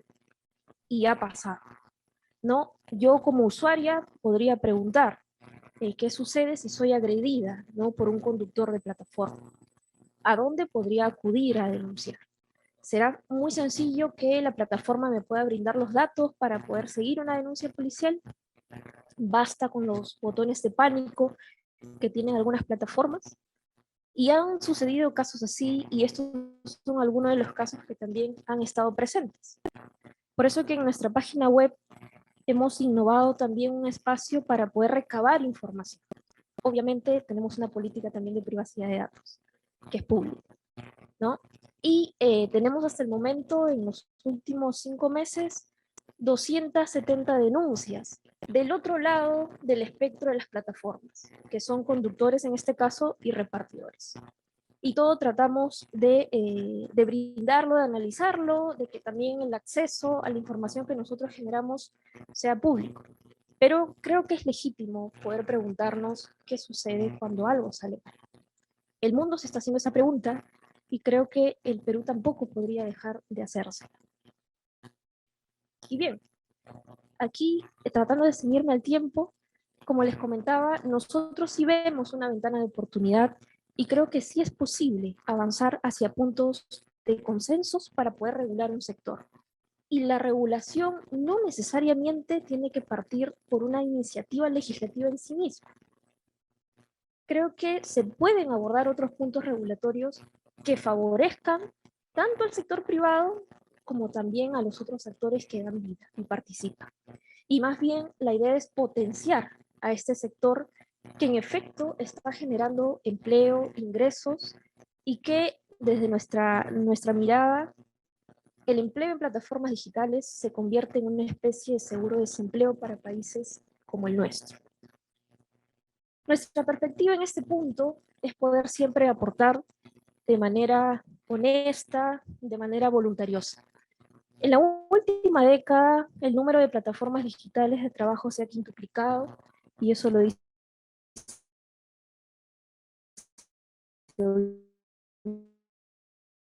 de trabajo en línea y de trabajo localizado, como es movilidad y reparto, pasó de 142 en el año 2010 a más de 777 en el año 2020. Por supuesto, el Perú no es ajeno a ello. Otra perspectiva, otro punto es que la economía de plataformas tendrá nuevos desafíos en un escenario post-pandemia. Por lo tanto, las respuestas que hemos tenido antes de un escenario pandémico a los problemas sociales, sí coincido en que no deberían ser los mismos. Otro aspecto es mejorar la articulación entre los sectores público, privado y sociedad civil para la toma de decisiones a través de datos generados por los usuarios, como también se ha comentado antes. Y otro punto es brindar seguridad a todas las partes interesadas. Un ejemplo es que en el escenario actual se convierte, como les comentaba, el empleo en plataformas en una especie de seguro de desempleo. Hay un reto para el sector público, por supuesto, porque es garante de derechos de la ciudadanía, pero creo que hay una oportunidad para el sector privado. Y finalmente, nuestro aporte es que podamos tener algunos puntos iniciales de consenso. Puntos iniciales sobre el tipo de plataformas digitales que presentan desafíos, la caracterización, la protección en materia de seguridad social podría ser abordada también, la protección de datos personales que se ha ido avanzando en ello, las condiciones mínimas de retribución económica a la actividad, y esto podría prevenir varios conflictos sociales. Otro aspecto es el reconocimiento de derechos fundamentales y la existencia de trabajadores independientes y dependientes. Y creo que hay otros puntos que son más álgidos, que están en el lado derecho de la lámina, que podrían tomar mayor tiempo de discusión, como es justamente la calificación jurídica de la relación entre las plataformas y las personas que prestan servicios. Creo que habría que generar un espacio y un tiempo político y cronológico mucho más sensato. La existencia de criterios objetivos para presumir laboralidad creo que son puntos que van a discutirse más adelante. La pertinencia de generar mínimos o marcos de referencia para la retribución económica, la pertinencia de reconocer derechos colectivos o no a quienes prestan servicios, y fortalecer la industria de la economía colaborativa, como se titula, de forma sustentable. Finalmente, creo que debemos formalizar con voluntad. Nosotros hemos tenido reunión, la lámina mostré, con el sector público, pero también estamos teniendo con las plataformas últimamente. Estamos a punto de realizar un estudio con una plataforma de movilidad para poder caracterizar profundamente este sector y que ellos puedan también conocer cuáles son las expectativas de los socios conductores y de los socios repartidores. Nuestra apuesta es que todo lo que se genere en ello pueda permitir al Estado también conocer, porque si el Estado no conoce qué es lo que está pasando, obviamente no va a poder tomar decisiones correctas. Entonces, no es, creo yo, la ausencia de voluntad por parte del sector público, sino que es un sector nuevo y como sector nuevo, más que temor, creo que hay una expectativa. Entonces, regular pensando en el futuro, no son solo cifras, también hay personas detrás. Y las respuestas a los desafíos públicos que presenta el sector no pueden ser tradicionales. Y finalmente, explorar mecanismos de recaudación de contribuciones, pero también incentivos al sector privado, cómo se generan también en otros sectores de la economía. Porque en efecto, sí hay contribución de impuestos por parte de las personas que realizan las actividades, pero también habría que ver un mecanismo de incentivos. Eso sería todo. Muchas gracias. Continuando, seguimos ahora con el representante de la Comisión Económica para América Latina y el Caribe, CEPAL, Johan Mulder. Bienvenido. Gusto tenerte hoy día nuevamente. Muchas gracias. Entonces estoy entre ustedes y el pausa de café, entonces es un reto mayor. Y ya vamos atrasados, entonces voy a tratar de ser lo más breve posible. Entonces lo que quisiera presentar es un trabajo que estamos haciendo en la CEPAL con respecto a la regulación, las normativas que existen en Perú con respecto al comercio electrónico y sobre todo el comercio electrónico transfronterizo. Este trabajo forma parte de un proyecto universidad junto de comisiones económicas de Naciones Unidas, ESCAP, ECA en África y CEPAL aquí en América Latina. Y justamente lo que se está haciendo en este proyecto es ver qué tipo de normativas y regulación existe en dos áreas claves para el comercio internacional electrónico transfronterizo. Y aquí están las dos áreas y no me da el tiempo para entrar en ellos en detalle. Entonces, algunos resultados de nuestro análisis que con respecto a 13 países de la región, actualmente estamos en proceso de expandir la muestra a 20 países. Y lo que ustedes pueden ver aquí en estas barras es el número de notificaciones o elementos que nosotros hemos detectado sobre la base de expertos legales, es que en la medida en qué forma podrían de alguna forma discriminar entre empresas internacionales y empresas domésticas por un lado, y también una discriminación entre lo que es el comercio tradicional y el comercio digital. Esos son como los principales enfoques de este análisis, de ver en qué medida hay restricciones al comercio electrónico en esas dos dimensiones. Y aquí solamente es importante notificar que aquí estamos midiendo el número de elementos. Todavía no el impacto que podía tener esos elementos en el grado de restricción al comercio electrónico. Justamente estamos en esta fase para ver en qué, con un trabajo con el sector privado y también con gobiernos para ver medidas en distintas áreas qué impacto restrictiva tienen.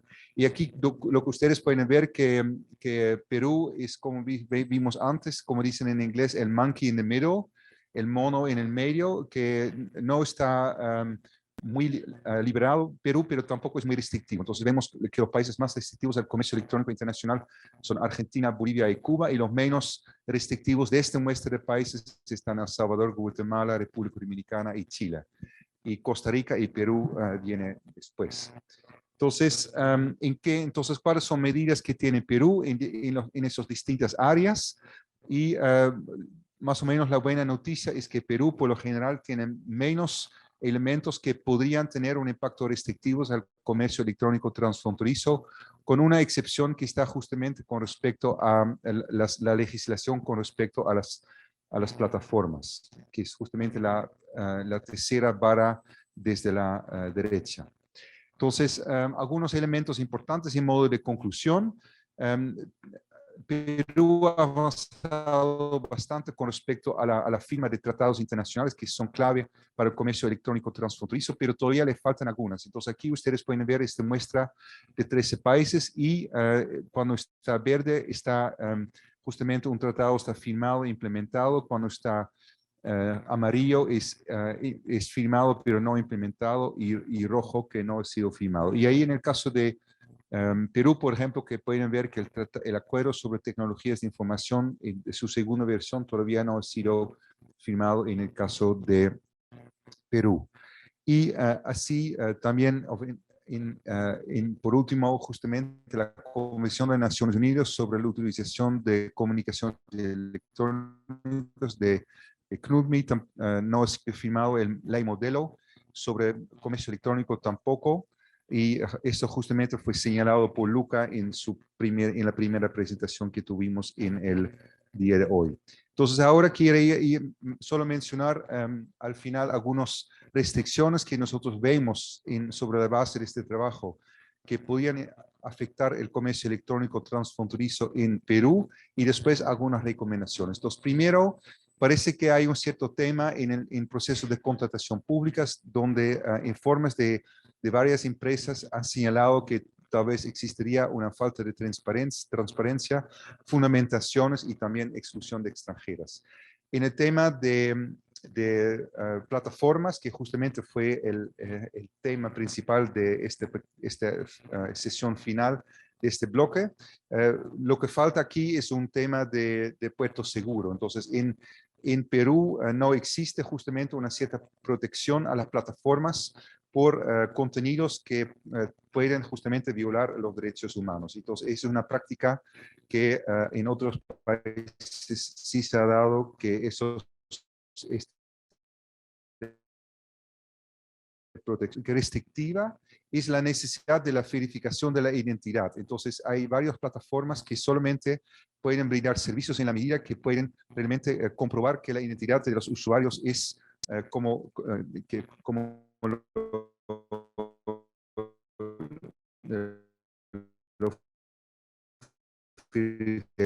de las plataformas. Tema de presencia local para la inversión extranjera directa en el sector de telecomunicaciones, y también algo que no estamos seguros, otra vez, televisión, en el artículo 5 se exige que en un medio de difusión puede tener una propiedad máximo de 40% de una empresa extranjera. Y nosotros no vimos que hay una diferenciación entre medios en papel y medios digitales, entonces se supone que también esta restricción aplica para medios digitales. Y finalmente, ya los mencioné, está el tema de la falta de ratificación y de algunos acuerdos internacionales claves para el comercio electrónico. Entonces, terminando con algunas recomendaciones en el tema de comercio de bienes digitales, falta suscribir el acuerdo sobre tecnologías de la información, el ITA 2, y también hay un tema todavía que actualmente la certificación de productos electrónicos que se pueden vender en Perú está restringido por laboratorios adscritos al Ministerio de Transportes y Comunicaciones y no existe como una validación por parte de otros laboratorios que podía tal vez dificultar la velocidad con lo cual nuevos productos podrían entrar en Perú. Cuando hablábamos de servicios digitales, aquí hay varios elementos que no quiero entrar en mucho detalle, pero ya hablamos del tema de una restricción a la propiedad para empresas extranjeras, el tema de que hay una obligación a las compañías de telecomunicaciones extranjeras de establecer domicilio o tener un representante legal. Esto también es una práctica que en la mayoría de los países que están avanzados ya no existe. Y también un tema que conlleva un costo muy importante para los operadores de telecomunicaciones y también de empresas es que se exigen periodos de retención para documentos que podían tener una obligación tributaria muy larga de 5 años y de datos de telecomunicaciones de 12 meses. Y eso también tiene un costo muy elevado en términos de administrar la información por un largo tiempo. Y solamente para terminar en algunos temas finales, en el tema de la responsabilidad de los intermediarios, ya lo hablamos, que sería importante establecer o implementar una legislación que protege más a las plataformas para justamente posibles infracciones de derechos de autor que no sean responsables para ellos, y también el sistema de verificación de los usuarios. En el tema de la contratación pública, justamente hay ciertos elementos que también representan una cierta discriminación entre empresas estatales y empresas privadas, y también se propone mejorar la transparencia en los procesos de contratación. Y finalmente la adopción de varios acuerdos internacionales para promover justamente que los estándares que rigen en Perú están a las normas internacionales. Entonces, en resumen, creo que se puede decir que Perú ha avanzado mucho en la buena dirección, pero yo creo que en la mañana escuchamos varios testimonios de mejoras que todavía se puede hacer en las leyes y en su implementación.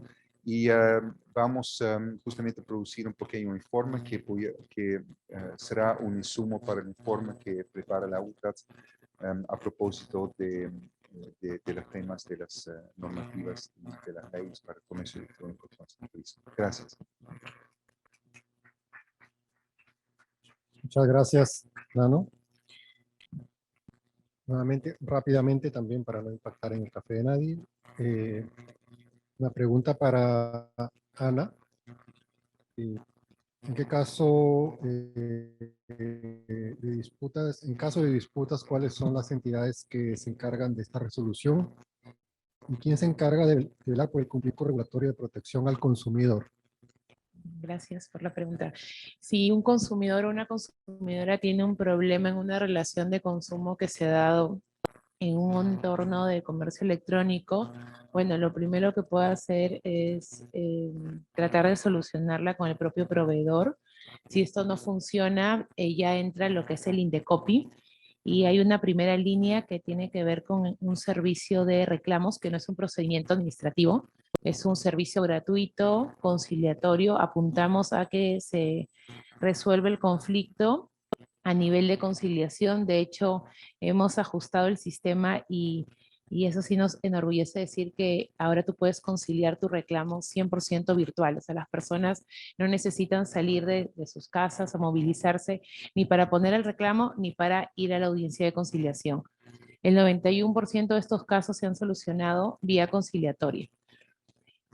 Si no se soluciona en el reclamo, que no es un procedimiento administrativo, está la opción del arbitraje de consumo, En nuestro país existe el arbitraje de consumo, es aún piloto, pero tenemos arbitraje de consumo y esta es una opción, es la única de hecho, que en la solución incluye un porcentaje indemnizatorio.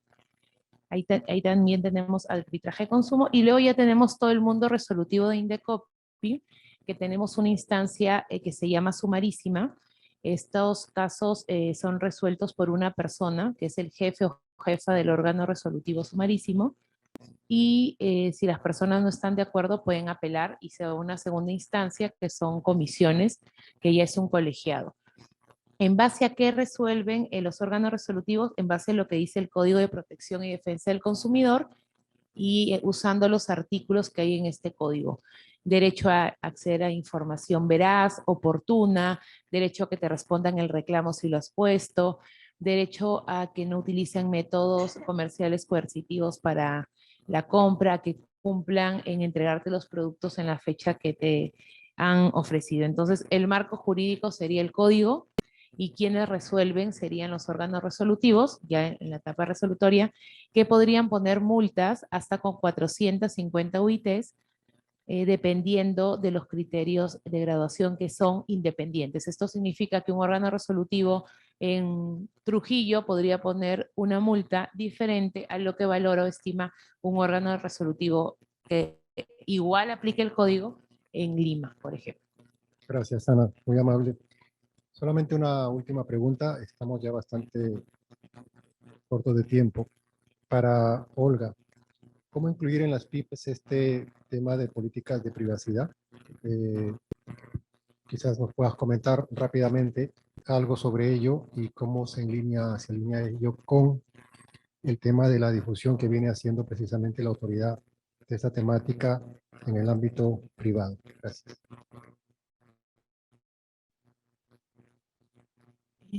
Bueno, nosotros en la autoridad, como comenté, hemos preparado una guía que señala la forma, cómo es que se debe elaborar la política de privacidad, ¿no? Punto por punto.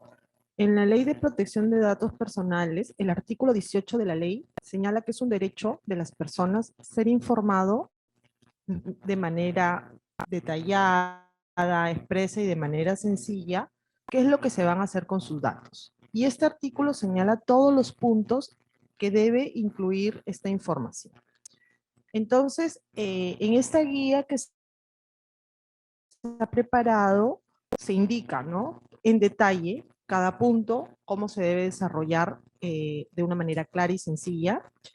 Y también nosotros tenemos canales, en el caso de que tengan dudas respecto a algún punto, en el cual absolvemos consultas, ¿no?, que es el teléfono del Ministerio de Justicia, y a través de ese teléfono absolvemos cualquier duda. Las políticas de privacidad se deben colocar en un sitio web, en un link, un enlace, al final, en la parte inferior del sitio web. Muchas gracias. Simplemente voy a cerrar ahora esta sesión, indicando efectivamente que se ha remarcado la importancia del marco jurídico, también un balance y la necesidad de articular el esfuerzo en el ámbito público-privado. Creo que una muestra de ello es esta sesión, con distintas visiones y perspectivas, y también con algunas buenas recomendaciones que también nos hacen desde organismos internacionales como CENUNI y CEPAL. De momento, dejamos esta sesión aquí y procedemos, entiendo, a la pausa de café.